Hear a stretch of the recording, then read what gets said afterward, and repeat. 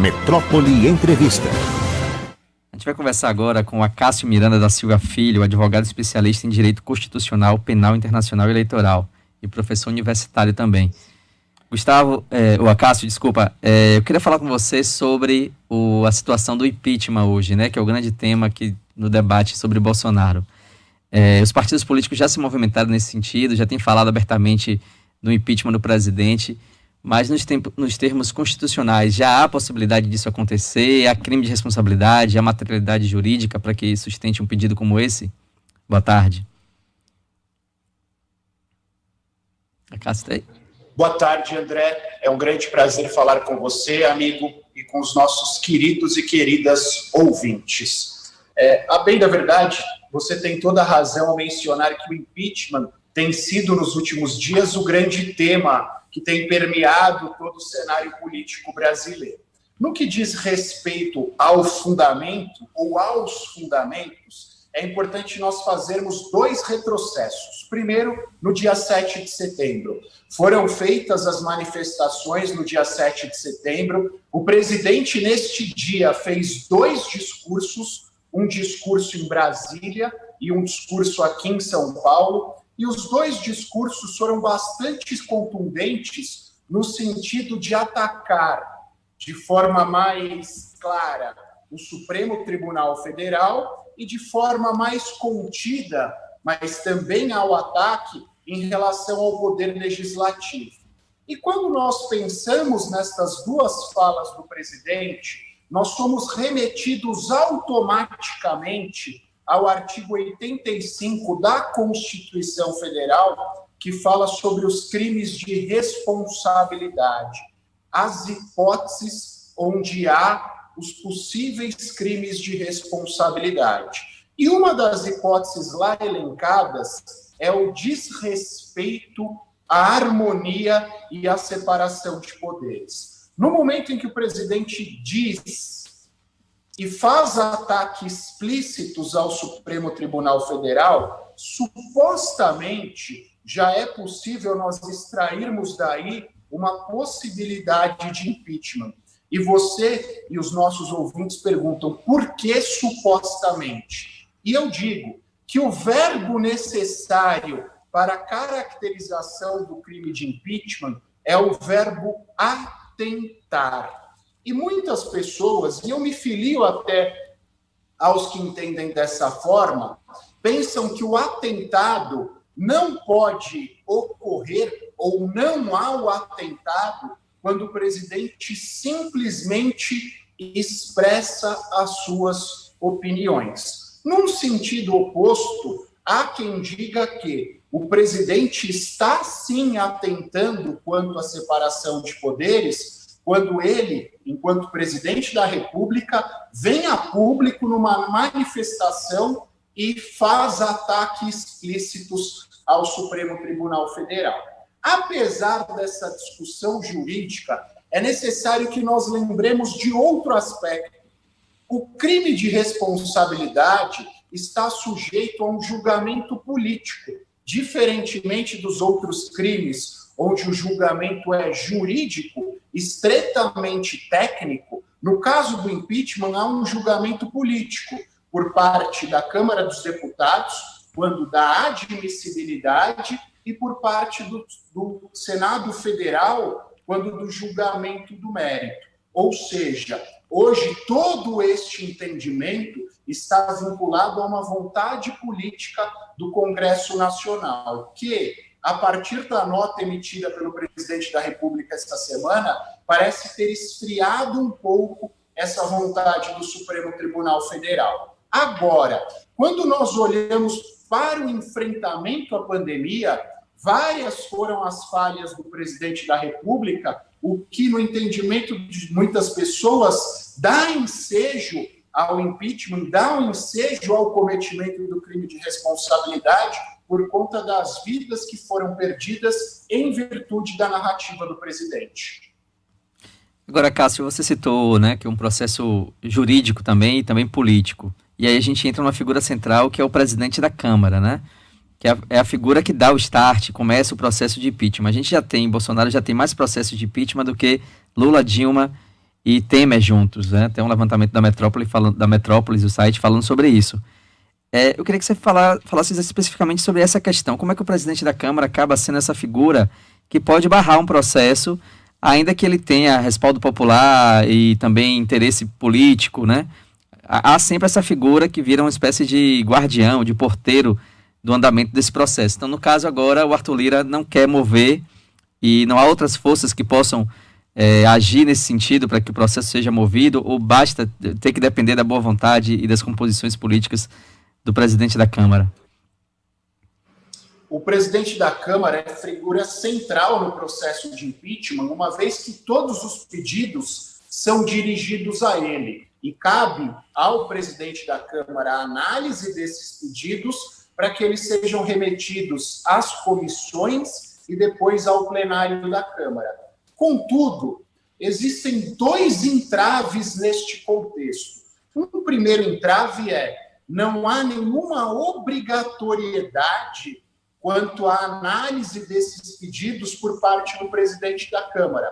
Trata-se de uma decisão que nós classificamos juridicamente como uma decisão discricionária. Cabe ao presidente da Câmara dos Deputados a análise da oportunidade e da conveniência desta decisão. E o segundo aspecto diz respeito à ausência de um prazo para que ele analise esses pedidos. Não à toa está no Supremo Tribunal Federal a análise dessa obrigatoriedade ou não. A ministra Carmen Lúcia já se manifestou no sentido de não haverem instrumentos que obriguem o presidente da Câmara dos Deputados a analisar estes pedidos. Ou seja, hoje nós estamos, não vou falar presos, porque seria um termo talvez forte, mas nós estamos vinculados ao entendimento do presidente da Câmara. Podem ser impetrados mandados de segurança para que ele analise esses pedidos, podem ser feitos pedidos pelos próprios congressistas para que ele analise esses pedidos, mas a tendência perante o próprio Supremo Tribunal Federal é que ele não seja obrigado a tanto. A gente está conversando com a Cássio Miranda, advogado, especialista em direito constitucional. Cássio, não seria então o caso de entender que essa é uma falha da nossa democracia representativa, né? A figura do presidente da Câmara como esse elemento central e, como você falou, que pode barrar ou não o andamento desse processo. Aí eu lembro, por exemplo, em 2005, quando no auge do processo do Mensalão, o PT investiu muito que Aldo Rebelo fosse o presidente da Câmara para barrar o processo de impeachment, né, o andamento desse processo. Aí, se a gente avançar na história, Eduardo Cunha, por exemplo, foi uma figura que mobilizou o impeachment de Dilma. Temer conseguiu derrotar 2 processos de impeachment, mesmo que foram para o plenário, mas a força dele no Congresso e também a orientação do presidente da Câmara. E agora a gente chega antes a Rodrigo Maia, que barrou vários processos contra Bolsonaro, e agora Arthur Lira. Então não é o caso de identificar que há uma falha aí no nosso processo, e aí sem falar só do impeachment de Bolsonaro, como qualquer outro presidente que possa vir a ser eleito, há uma falha ali do presidente da Câmara barganhar esse uso político, ficar no poder, sentar em cima do processo e nada andar sem a vontade dele. Você acha que é uma urgência do nosso sistema eleitoral e essa reforma precisa vir o quanto antes?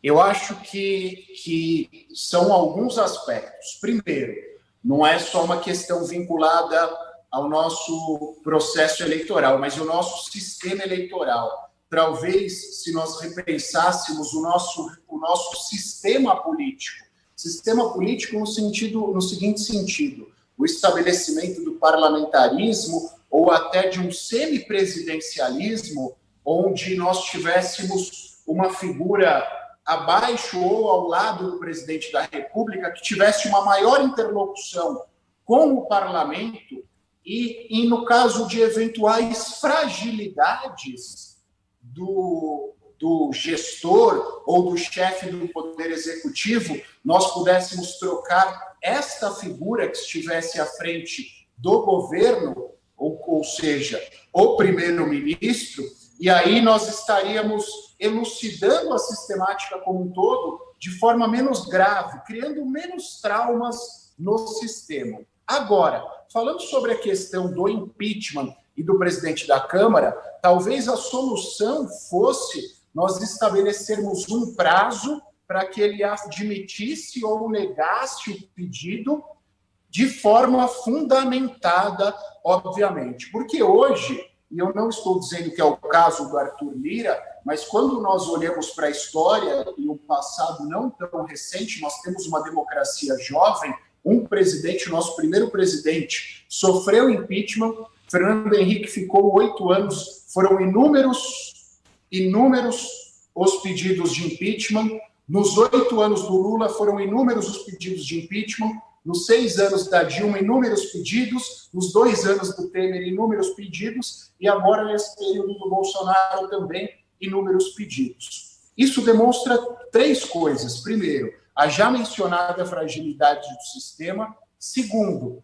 o presidente da República fica na mão do presidente da Câmara dos Deputados, porque cabe a ele a análise desse pedido, e se nós tivéssemos um prazo, ele daria andamento ao pedido ou mataria o pedido de forma fundamentada. Em terceiro lugar, há necessidade de nós revisitarmos todo esse sistema para que nós saíssemos desse presidencialismo de coalizão e adentrássemos a um semipresidencialismo ou um parlamentarismo onde a figura do presidente da República e a figura do chefe de governo, aquele que cuida dos temas mais mundanos relacionados ao dia a dia, e principalmente que cuida do diálogo com o parlamento, essa figura, sim, pudesse ser trocada quando ele perdesse a credibilidade popular ou perdesse a credibilidade com os parlamentares.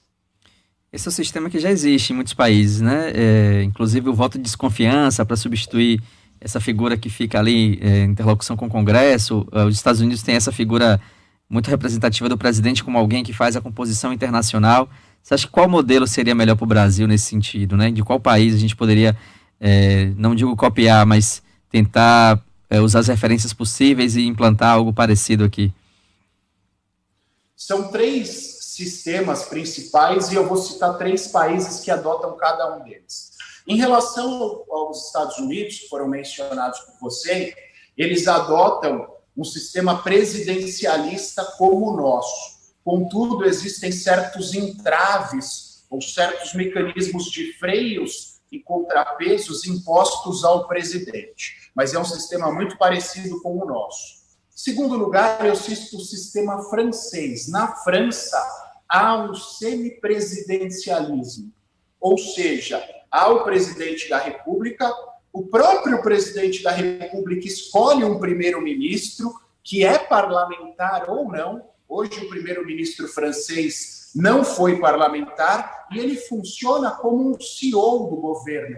Ele funciona como o responsável pela gestão do governo no dia a dia, enquanto ao presidente cabe a função de chefe de Estado.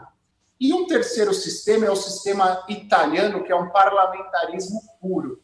O primeiro-ministro necessariamente é um parlamentar que é escolhido pelos seus pares e no momento que ele não conte mais com a maioria, e por isso que lá nós temos uma coalizão de partidos para que eles alcancem a maioria e alçam o primeiro-ministro ao cargo de primeiro-ministro. São esses os 3 principais sistemas. Nós temos aí algumas variações. O caso da Inglaterra, que é uma monarquia parlamentarista, ou seja, a função de chefe de Estado cabe à rainha, ao passo que a função de chefe de governo cabe ao primeiro-ministro. Nós temos um sistema presidencial misto, que é o caso da Alemanha, que há um presidente que é o chefe de Estado e um primeiro-ministro, uma primeira-ministra, no caso da Alemanha, que é responsável pela gestão do governo, e ela também é eleita pela população e não pelos parlamentares. Então, são várias variações.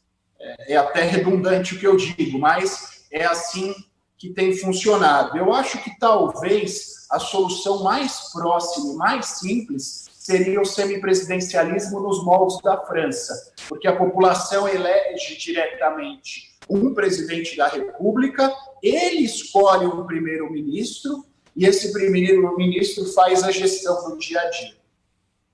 gente está conversando com a Cássio Miranda da Silva Filho, advogado especialista em direito constitucional. A Cássio, falando mais, voltando aos casos concretos, né, falando aqui da situação do presidente Jair Bolsonaro. Muita gente já diz que a gente não tem mais tempo hábil para um processo de impeachment, até porque é um processo demorado, precisa ser aberto na Câmara, então ele tem o tempo de defesa, depois abre no Senado, há todo um rito de defesa e para que as coisas aconteçam. Você acha que realmente não haveria mais tempo hábil se esse processo começasse a ser aberto agora, em setembro de 2021, já em vista que em outubro de 2022 a gente passaria para um processo eleitoral, uma eleição no país? Haveria esse tempo para todo o rito fosse cumprido? Sim, eu acho que há tempo hábil, até porque um processo como esse dura no máximo 6 meses. A questão é, conforme nós dissemos, por ser um julgamento político, o que se requer muito mais uma vontade popular e uma vontade dos parlamentares. E hoje eu não vejo essa vontade por parte de uma maioria substancial da população, por mais que o presidente da República hoje não passe de 30% nas pesquisas eleitorais, significa que 70% da população não o apoia, e mais do que isso, os parlamentares, principalmente às vésperas de um processo eleitoral, são movidos pela vontade popular e pelas determinações da imprensa. Não acho que a maioria dos parlamentares, neste momento, entraria numa briga como essa, entraria numa disputa como essa, que acarretaria inúmeras feridas em ambos os lados, acarretaria problemas para a economia, acarretaria problemas sociais e principalmente no pós-pandemia. Agora, além do processo do impeachment, né, há também um movimento no Tribunal Superior Eleitoral. E aí, nesse caso, seria algo mais amplo, né? Além de Bolsonaro perder os direitos políticos, toda a chapa poderia ser impugnada ou não possibilitada de disputar as eleições. Você fala também desse processo, eu queria que você distinguisse o que há entre o impeachment e uma eventual cassação da chapa de Bolsonaro. Isso também implicaria no vice, o Hamilton Mourão também não poder assumir. Quais são as diferenças entre os dois processos? O impeachment decorre de um crime de responsabilidade, que é uma infração político-administrativa. Significa que no impeachment há a cassação do mandato do presidente em virtude de atos cometidos durante o seu mandato.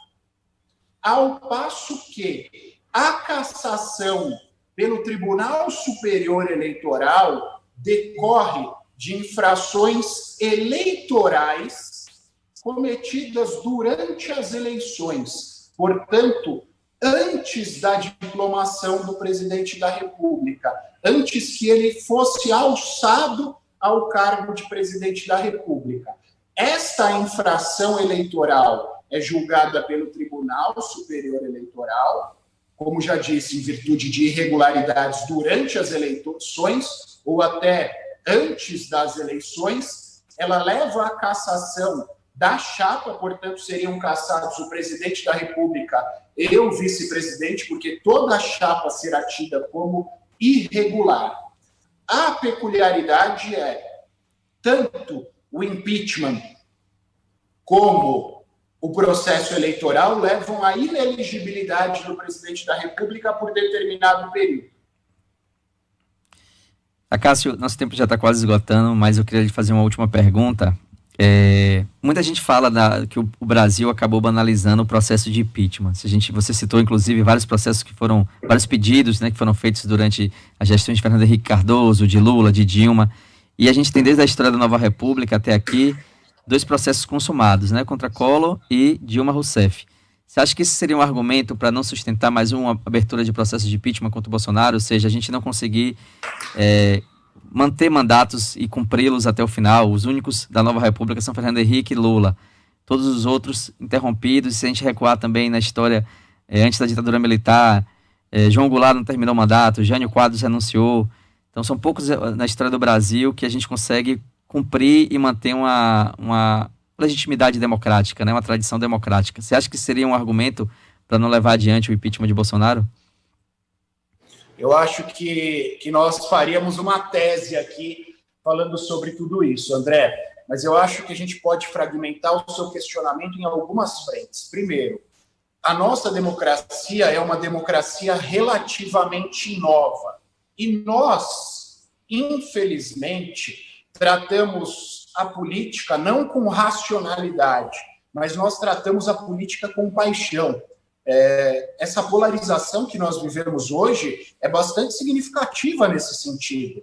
Nós vivemos um Fla-Flu, ou um Bavi, ou um São Paulo e Corinthians, nesse sentido. Ou seja, as pessoas, pouco para elas, a grande maioria das pessoas, pouco importa os aspectos positivos e negativos daquela gestão. Elas acham que o seu candidato está correto e ponto final. Isso acaba levando a toda essa ruptura no sistema político.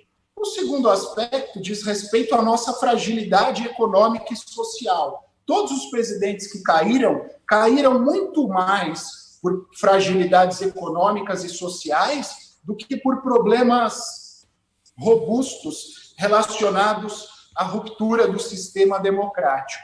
Por isso que eu digo, revisitarmos o nosso sistema político, reanalisarmos o nosso sistema político, talvez fosse a solução mais eficaz para isso, porque o sujeito cumpre o mandato e nós trocamos aquele que é responsável pela política mundana.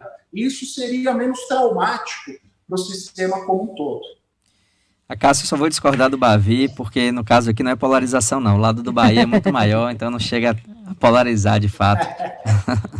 Mas agradeço bastante a entrevista, Cássio. É sempre bom falar com você e que a gente possa conversar novamente, seja com o processo de impeachment em aberto ou não, mas para entender o sistema eleitoral brasileiro que precisa de tantos ajustes. Obrigado pela entrevista. Obrigado, André. É um grande prazer falar com você, querido, e com todos os nossos ouvintes e telespectadores. Valeu, muito obrigado.